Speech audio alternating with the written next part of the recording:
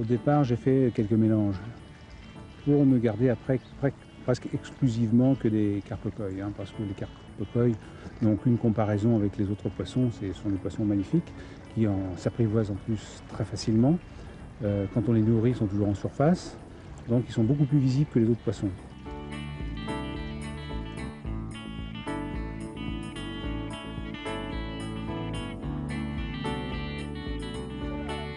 C'est chez Jean-François que nous sommes allés chercher des carpe-coï originaires du Japon.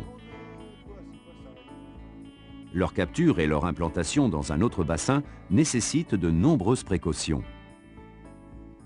Il a fallu réduire la surface du bassin à l'aide d'un filet pour pouvoir les attraper plus facilement.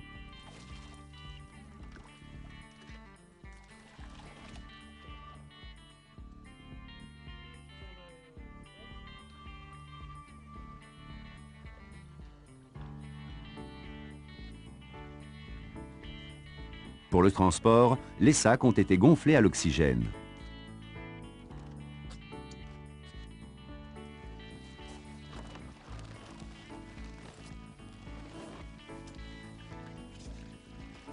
Une fois arrivés au bord de leur nouveau bassin, il a fallu les acclimater à leur nouvelle eau.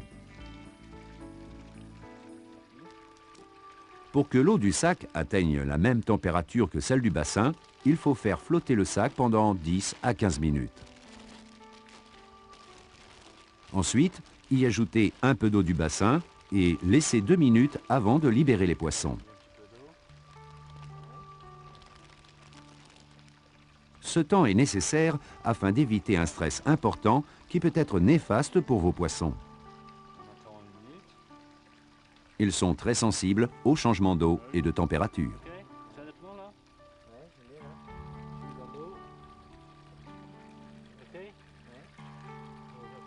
Conseil, il ne faut jamais vider l'eau du sac dans le bassin, utilisez cette dernière pour les fleurs de votre jardin.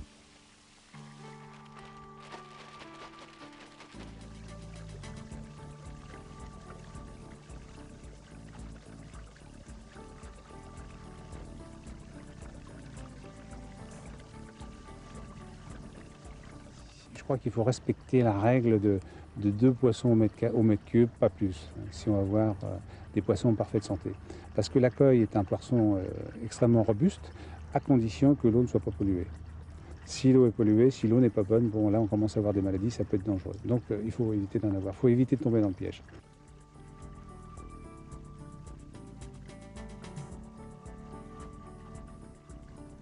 Poissons rouges et carpe-coï sont quelques-unes des espèces les plus répandues.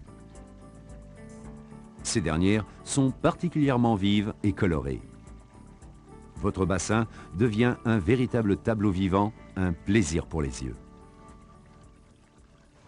Comme je suis pâtissier, je commence de bonne heure le matin et je travaille pas l'après-midi. Donc ça me laisse du temps de libre avant la sieste.